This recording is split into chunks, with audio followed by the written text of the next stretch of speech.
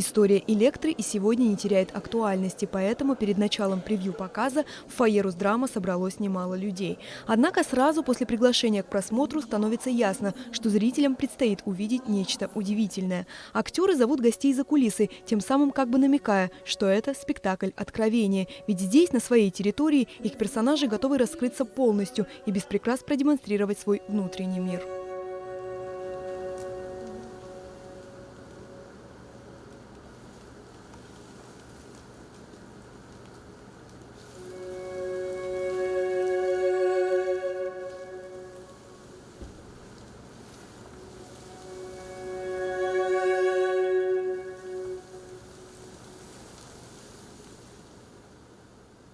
Справедливость может иметь разные формы, но ее суть не меняется испокон веков. Придать древнегреческой пьесе оттенок современности, чтобы актеры смогли почувствовать себя в роли настоящих Электры, Ареста и других героев произведения. Было ли это сложно? Нет. Потребовалось лишь создать новый мир, отвечает молодой режиссер Артем Устинов. Изначально у нас еще с эскиза была такая вещь, как совмещение документальных историй, которые рассказывали в том числе сами артисты, и античного материала.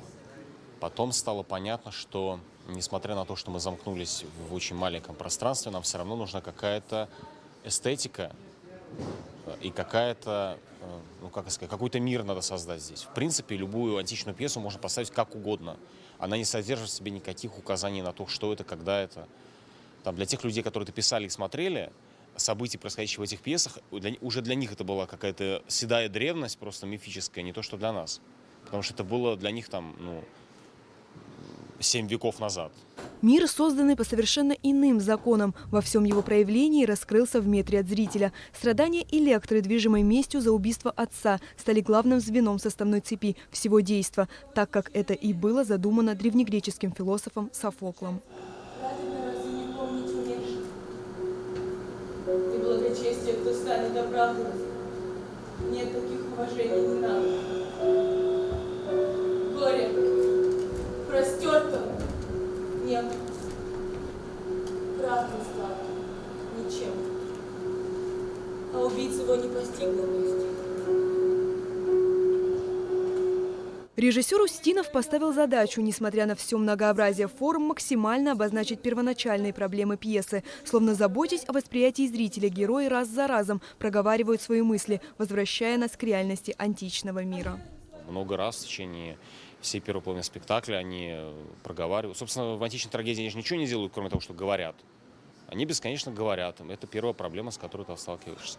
Они должны уметь защищать себя, свою позицию в конфликте по поводу изначальной ситуации, которая, мне кажется, надо, чтобы как-то всем было понятно. Потому что о ней говорится не раз, со всех сторон. И мы пытались еще и как-то раздвинуть это пространство за счет того, что включали сюда некие сцены, такие, которые связывают всех этих детей в их каком-то общем прошлом. Ночь и день в мире Софокла зависят от настроения героев. Погрузиться во тьму и уловить проблески света, прочувствовать на себе весь этот круговорот эмоций смогли и зрители спектакля. В необычной постановке все необычно. Музыка стала важным обрамлением трагедии.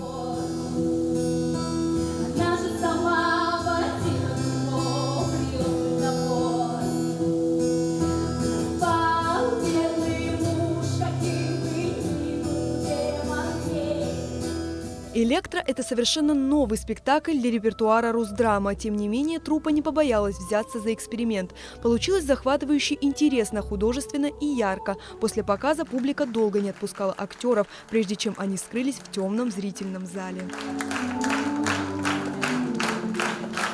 Премьерный показ спектакля «Электра» состоялся в Русском театре драмы 29 октября. Увидеть постановку также можно будет вечером 30 и 31 октября. Амелия Бисмарк, Роберт Ломия, Абхазское телевидение.